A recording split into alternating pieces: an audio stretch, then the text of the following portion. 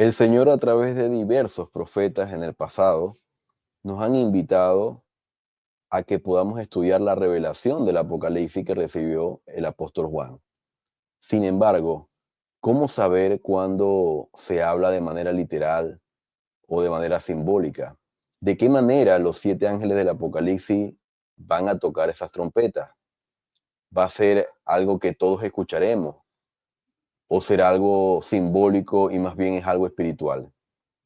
Esta y otras preguntas van a ser respondidas a través de esta serie de 11 episodios que empieza el día de hoy. Mi nombre es Carlos Méndez y bienvenidos al Preludio. La obra más importante del mundo se está llevando a cabo ahora mismo como preludio esencial de la segunda venida del Señor. Gracias a todos por estar nuevamente aquí conmigo acompañándome.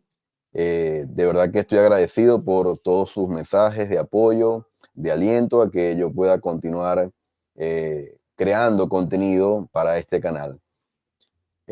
Bueno, el día de hoy, hace algunos días, mejor dicho, les hice una pregunta a ustedes a través de la plataforma de YouTube, que si les gustaría que pudiese preparar una serie hablando de los siete ángeles del Apocalipsis. Y el 99% de todos los que respondieron esa breve encuesta dijeron que sí, que les gustaría. Y bueno, en el pasado yo había hecho una serie, que fue la primera de este canal, en donde hablaba de los 6 versículos, los primeros 6 versículos de Apocalipsis 8. El día de hoy vamos a comenzar una serie y mi recomendación es que la puedan ver de manera cronológica, es decir, no vean el episodio 5 sin ver el 4, el 3, el 2, el 1. Entonces traten en lo posible de verla de manera cronológica para que lleve un orden y puedan entender de mejor manera la información que se les va a presentar. Como siempre les digo, y como está en la descripción de este canal y en la descripción de cada video, al pie del video, siempre hay una nota que todo lo que yo les comparto es parte de mi estudio personal y bajo ninguna circunstancia debe ser tomado como doctrina oficial de la iglesia. Es parte del estudio que yo he hecho, lo comparto con ustedes y es parte de su trabajo que puedan seguir indagando, haciendo sus estudios individuales y por supuesto preguntarle a Dios si es cierto o no. Bien, hoy vamos a hablar un poco sobre, como parte introductoria, de qué manera nosotros podemos eh, entender a través de algunas claves, algunos elementos, el estudio de estos siete ángeles con trompeta. Sin más preámbulos, vamos a leer esta declaración del hermano Gerald Lund, que es uno de los que está en la portada de este video, uno de los eruditos que ha escrito mucho con respecto al libro de Apocalipsis. Y dice, el libro de Apocalipsis es uno de los libros más intrigantes y controvertidos de la biblioteca bíblica. La mayoría de los eruditos coinciden en que es uno de los libros más difíciles tanto del Antiguo como del Nuevo Testamento. Por lo general, los lectores modernos, incluidos los santos de los últimos días, encuentran extrañas sus imágenes. Sus profecías están llenas de imágenes extrañas y desconcertantes, y su mensaje no está claro. No es sorprendente, por lo tanto, que la mayoría de la gente lo deje en paz y sin leerlo. Entonces, esto es como una parte introductoria, la introducción de este video. Esto ocurre, me atrevo a decir que en el 99%. En verdad, a muchos nos gustaría conocer a plenitud a qué se refieren los cuernos, las copas, los ángeles, las trompetas, de qué manera con exactitud el Señor le mostró todo el fin del mundo, el fin de este estado terrenal a Juan, su discípulo. Sin embargo, hermano, esto no va a ocurrir si no pagamos un precio. Y el precio es estudio, oración, ir al templo y mucho estudio y mucha lectura. Entonces, por lo general, lo que dice el hermano Lund es cierto. la mayoría de los santos lo deja en paz y sin leerlo, sin abrir el libro. Entonces, vamos, en este canal ya lo hemos hecho, a partir de ahora lo vamos a volver a hacer. Vamos a abrir el libro de Apocalipsis y vamos a seguir estudiándolo. Bien, en Doctrinas y Convenios 77:12, el Señor a través del profeta José Smith dio una quizás de las claves más importantes y por eso está de primero. El son de las trompetas de los 7 ángeles es la preparación y terminación de su obra al comenzar el 7º milenio, la preparación de la vía antes de la hora de su venida. Entonces, hay dos elementos o dos palabras que son interesantes, que son el sonido de la trompeta, que es preparación y terminación. Es decir, básicamente, el sonido de la trompeta es la preparación para el final. Y sabiendo que esta es la fase final, la parte final, como ya lo hemos visto en otro video de este canal, donde el presidente Nelson menciona esta cita, estas palabras exactas, la fase final, entonces el toque de la trompeta es una preparación para llegar a esos días finales. Este profesor de estudios antiguos, de escrituras antiguas de la BYU, Nicholas Frederick, dijo en pocas palabras que las trompetas son advertencias de un juicio. Entonces, ya con estas dos declaraciones podemos más o menos interpretar que una trompeta entonces es preparación para la terminación de su obra y también además es una advertencia de un juicio que está por venir, obviamente. Entonces,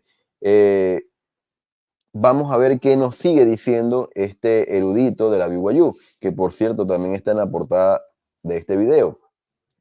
Dice que una clave sencilla que los lectores pueden usar para entender el libro de Apocalipsis se encuentra en las primeras 5 palabras del relato de Juan, la revelación de Jesucristo. Cuando leemos acerca del dragón, la bestia, las copas, las trompetas, etc., debemos hacerlo dentro del contexto de la obra y la misión de nuestro Salvador, Jesucristo. Todo lo que viene después del versículo 1 debe leerse a través de la lente de ¿qué me dice esto acerca de Jesús? Hermano, y esto es interesante porque muchas veces una de las razones que impide a veces a los santos acercarse a leer el libro de Apocalipsis es que hablan de muchas cosas y de muchos juicios que van a acontecer, muerte, desolación, enfermedades, plagas, etcétera, y a veces nos impide disfrutar de la revelación que el mismo Salvador le dio a Juan.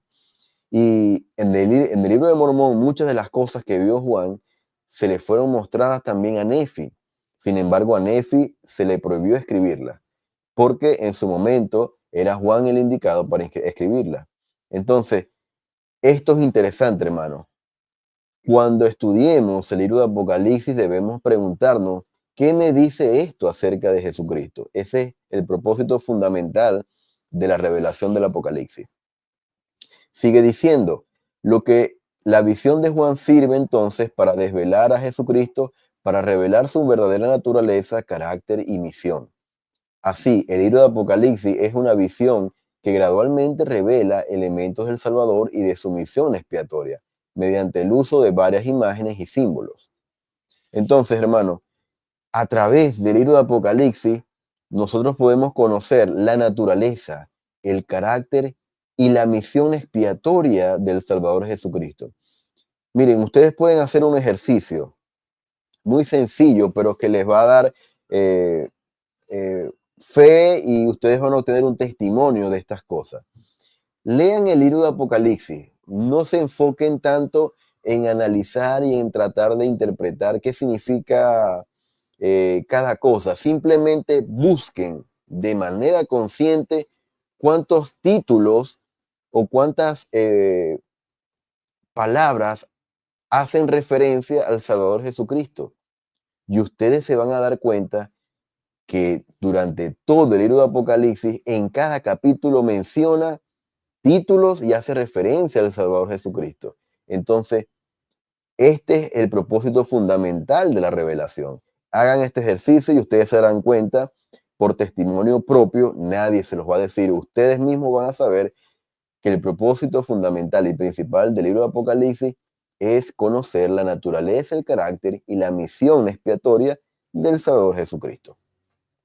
Otro erudito llamado Richard Draper, profesor también de la BYU de Escrituras Antiguas, dijo: cuando se intenta descifrar la obra de Juan, a veces se pueden imaginar imágenes con facilidad, pero otras veces no. Varias representaciones tienen elementos discordantes y combinaciones imposibles, con algunos personajes realizando actividades imposibles. Además, el vidente, Juan, describe a la bestia del Apocalipsis 13:1 como si tuviera 7 cabezas, pero 10 cuernos. Para facilitar la visualización, o no hay suficientes cuernos o hay demasiados. Entonces, esto es otra clave interesante que suele ocurrir al momento de eh, incursionar en la lectura de la revelación del Apocalipsis. Podemos comenzar a imaginar lo que el autor de la revelación está escribiendo. Y a veces cuando imaginamos estas cosas en nuestra mente carnal, en pleno siglo XXI, año 2025, no encaja 7 cabezas con 10 cuernos. Y estas cosas para nosotros nos suelen ocurrir imposibles. Por eso que en ese momento cerramos el libro y dejamos de leer la revelación. Vamos a continuar leyendo y dice: además, los 4 seres vivientes que se encuentran en el capítulo 4, versículo 6, están ubicados simultáneamente en las esquinas del trono de Dios y en el exterior de su estrado. Por lo tanto, ocupan 2 lugares al mismo tiempo. En todos los casos, es importante recordar que las imágenes no deben dibujarse ni siquiera imaginarse. Sin embargo, deben interpretarse. La obra maestra de Juan nunca estuvo destinada al lienzo y al pincel, sino a la mente. Hermanos, y en la serie que yo pude compartirles sobre el preludio de la segunda venida, en el primer episodio hablamos un poco de una cita que para muchos fue un poco controversial. No era una cita mía, era una cita de este erudito Lum, y decía que el libro de Apocalipsis fue escrito para los santos de los últimos días. Pueden buscar ese video, es el primer episodio de la serie del preludio a la segunda venida. Y la razón por la que esto en cierta parte yo comparto es porque, hermanos, para poder comprender todos estos símbolos, no lo podemos hacer, o la única manera de hacerlos es a través del Espíritu Santo. Por eso es que esta cita fue dada por este erudito, el hermano Lum. Y esto es una clave interesante, hermano. Las imágenes, las palabras que están escritas en la revelación, no deben dibujarse, ni siquiera imaginarse en nuestra mente. No podemos hacer ese trabajo tan, vamos a decirlo así, tan básico. Lo que escribo me lo imagino. No. La clave está en, a través del Espíritu, interpretar lo que el Señor le mostró a Juan y cómo se aplicaría eso que él vio a nuestros días. Y ese es el ejercicio y el trabajo espiritual que debemos hacer. No es fácil, pero esta revelación fue dada para que nosotros nos esforcemos al máximo para entenderlas, porque, hermanos, son las cosas que van a acontecer en el futuro previo a la segunda venida de Jesucristo. Dice este hermano Draper: cada imagen puede tener múltiples puntos de comparación y por lo tanto significados. La cuestión es, por supuesto, no dejarse llevar por ellos y utilizar solo los que mejor se apliquen. Además, es importante señalar que no todos los detalles descritos por Juan tienen un significado profundo. Entonces, aquí nos dice: no se imaginen simplemente lo que leen.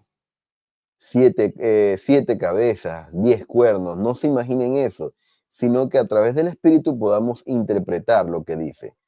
Y por otra parte nos dice, hay muchas de las cosas que nos dice Juan que no tienen un significado profundo. Es decir, es posible que quizás un mar de sangre si hacemos el ejercicio, el mar en sangre, ¿cómo va a ser? ¿Qué simbología puede tener la sangre con el mar, con lo que va a caer? Y quizás lo que Juan estaba queriendo decir era que como van a morir todos los peces, efectivamente el mar se iba a convertir en sangre. Así de simple. Entonces, es un ejemplo simplemente que estoy dando. Pero no todo lo que dice Juan, según este erudito Richard Draper, tiene que tener un significado profundo. A veces es más simple de lo que imaginamos. Vamos a leer otra cita. Y aquí nos habla el hermano, mejor dicho, Gerald Lund. Y nos dice, la estructura básica de la visión es cronológica. La porción más grande del libro describe con mucho los acontecimientos que preceden inmediatamente la segunda venida del Salvador. Hermanos, y voy a leer la siguiente cita porque va de la mano con esta. Sin embargo, no todo encaja tan perfectamente en esta línea cronológica al estudiar el libro. Se hace evidente que hay lugares en el flujo cronológico donde el Señor hace una pausa para enseñarnos información importante antes de seguir adelante. Estas pausas se llaman interludios, según los eruditos, y son narraciones intercaladas. Vamos a ver un poco más adelante en dónde está ubicada el interludio en el transcurso del análisis de estos 7 ángeles con trompeta. Pero hermanos, cuando habla de la visión cronológica, vamos a leer ahorita una cita con respecto a esto, pero lo que quiero compartir con ustedes es que cuando estamos leyendo el libro de Apocalipsis, fue el ejercicio que hicimos en la serie del preludio a la segunda venida, hablaba de la apertura del primer sello, del segundo sello, del tercer sello, y así sucesivamente hasta Apocalipsis 8, que es la apertura del séptimo sello. En la revelación de Juan no habla primero del séptimo y luego del quinto y luego del tercero y después del primero. No, hay un orden cronológico. Y creo que ese es el orden cronológico al que se refiere el hermano Lund. Es decir, primero habla del primero y después así sucesivamente hasta el 7. Pero no hay un desorden en la narración. Ahora, con respecto a esta cronología, vamos a leer otra vértice, otra vertiente de esta cronología. Y aquí nos vamos a leer una cita de Bruce R. McConkie. En el Mesías Milenario, en la página 635, dijo lo siguiente: no nos es posible en nuestro actual estado relativamente bajo de entendimiento espiritual especificar la cronología exacta de todos los acontecimientos que acompañarán la segunda venida. Casi toda la palabra profética relativa al regreso de nuestro Señor vincula varios acontecimientos sin hacer referencia al orden en que se producen. De hecho, a menudo se utiliza el mismo lenguaje bíblico para describir acontecimientos similares que tendrán lugar en momentos diferentes. Entonces, hermano, básicamente lo que está queriendo decir el Elder McConkie es aterricemos las ideas y aterricemos nuestro estado temporal actual. Tenemos bajo entendimiento, y esto para nadie es un secreto, de la membresía mundial de la iglesia, cuántos de verdad se esmeran por conocer la doctrina de Cristo a través de las escrituras. ¿Cuántos han leído Isaías, por ejemplo, y sus escritos como el Señor le mandó a los nefitas cuando vino a las Américas? Son muy pocos, hermanos. Eh, y yo estoy dentro de eso. Mis estudios siempre han sido basados en conocer y aprender sobre el Apocalipsis, pero yo también debo eh, seguir estudiando Isaías, por ejemplo. Entonces, basado ya teniendo como piso este bajo entendimiento y la comprensión que tenemos, nos es imposible, hermanos, quizás colocar en una línea todo lo que va a acontecer en ese preludio de la segunda venida. Sin embargo, podemos esforzarnos y ligeramente entender lo que viene y comprenderlo. Y para nadie es un secreto, hermanos, que yo se lo he dicho en otras oportunidades. Hay cosas, y créanme cuando se los digo, hay cosas que no están escritas en los manuales de instituto y ustedes bajo revelación personal del Señor y a través del Espíritu Santo pueden conocer. Hay cosas que si ustedes preguntan al Señor, ustedes pueden saberlas. Porque déjenme decirle algo, de los 7 ángeles del Apocalipsis hay información poca oficial de la iglesia. Lo que yo he hecho es poder tomar citas proféticas y tratar de armarlas tipo rompecabezas que encajen en todo este eh, diverso escenario apocalíptico como previo a la segunda venida de Jesucristo. Aquí tenemos entonces dónde están ubicadas las reseñas doctrinales de estos 7 ángeles con trompeta. Tenemos la trompeta número 1 en Apocalipsis 8:7, la número 2, los versículos 8-9, la trompeta número 3, los versículos 10-11, la cuarta, el versículo 12. Saltamos al capítulo 9, en donde se encuentra la quinta trompeta, los versículos del 1 al 11. Aquí, si se dan cuenta, hasta la trompeta número 4 son pocos versículos, no más de 2. Cuando viene la quinta, ahí es donde está y se van a dar cuenta con el material que voy a compartirles en su momento cuando hablemos del quinto ángel con trompeta, cómo hay muchísimos más acontecimientos que van a ocurrir.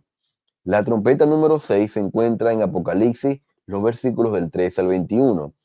Y aquí salta a la trompeta número 7, que está en Apocalipsis 11, del 15 al 19. ¿Qué ocurre en el capítulo 10? Porque si se dan cuenta, salta del 9 y saltamos al 11.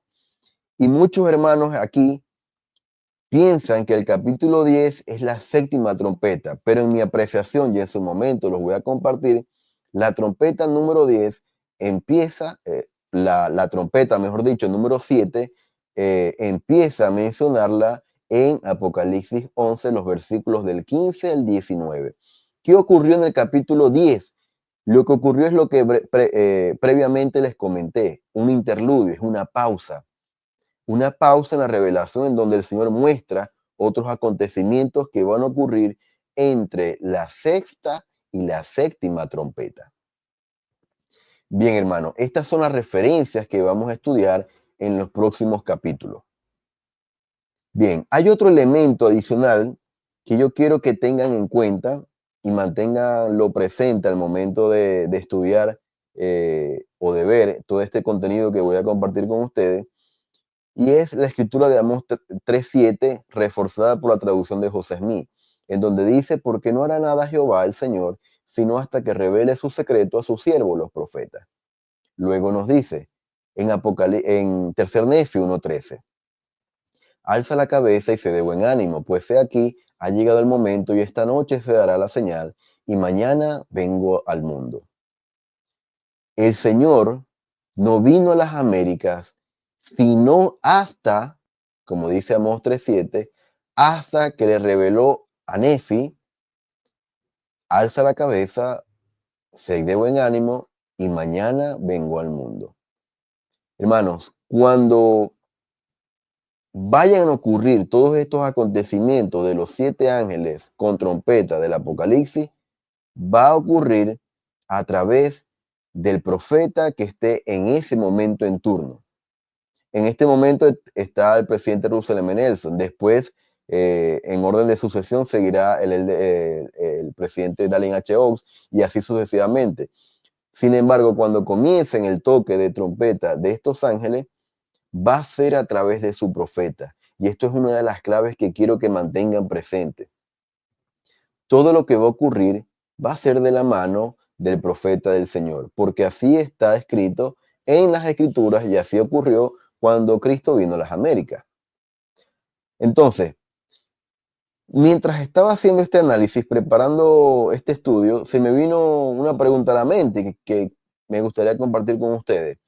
Y quizás ustedes, algunos de ustedes se la podrán hacer. ¿Podemos saber quiénes serán los 7 ángeles con trompeta? Me refiero a nombres.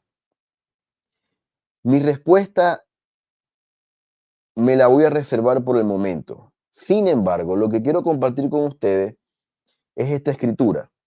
que se encuentra en Doctrinas y Convenios 135. Y dice, no hay ángeles que ministren en esta tierra, sino los que pertenecen o han pertenecido a ella. Entonces, un elemento clave adicional que podemos saber al momento de estudiar en este primer episodio, ¿verdad? En esta introducción, antes de estudiar los 7 ángeles con trompeta del Apocalipsis, es que los ángeles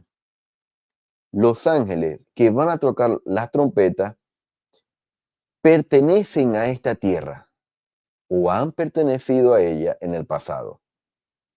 Eso es algo clave, hermano. No es que va a venir, y así lo entiendo yo, un ser que va a venir de otro planeta, de los incontables creados por el Señor y el Padre Celestial. No va a venir alguien de otro planeta a ministrar al profeta en turno en esta tierra, sino que los ángeles que ministran o han ministrado en esta tierra han pertenecido o pertenecen a ella. Les voy a colocar un ejemplo. A ustedes se les vendrá a la mente, por supuesto, el profeta José Smith. Fue ministrado por Moroni y por muchos otros profetas que vivieron en la época del libro de Mormón. Ahora, para referirme a esto, quiero compartir con ustedes una historia que está en la publicación oficial de la Biblioteca del Evangelio, en la sección Historias Mundiales, que se llama Perseguir los Sueños, en la sección de la letra E. Y dice lo siguiente, es corta. En 1977, Ana Cumandá Rivera de Quito fue llamada a una misión y asignada al área de Otavalo. Los primeros misioneros de Otavalo recién habían sido llamados, aunque las misioneras generalmente debían ser mayores de 20 años en aquella época, se había permitido a la mayoría de las compañeras de la hermana Cumandá que sirviera a la edad de 16 o 17 años, antes de que sus familias las instaran a casarse. Con ellas, la hermana Cumandá vio el cumplimiento de la escritura que decía que en los últimos días incluso los jóvenes tendrían sueños y profetizarían. Hermana, soñé con Alma, le dijo un día una compañera de nombre Petrona Burga, y Alma me dijo que tenemos que ir a una comunidad llamada Punyaro, ya que hay muchas personas esperándonos. En Punyaro encontraron 3 familias que aceptaron el Evangelio. Esto ocurrió en la comunidad de Otavalo, en Quito, Ecuador, y aquí podemos ver este grupo de misioneras que en su momento, junto a la hermana Cumandá, sirvieron entre esos pueblos maravillosos. Yo, hermano, a modo de experiencia, tuve en el CCM de Bogotá, Colombia, en el 2008, la oportunidad de compartir CCM en mi grupo con 2 hermanas de Otavalo, con la indumentaria hermosa, así como se visten, como la ven en la imagen, con sus ornamentos, con sus vestidos, y 2 élderes de Otavalo.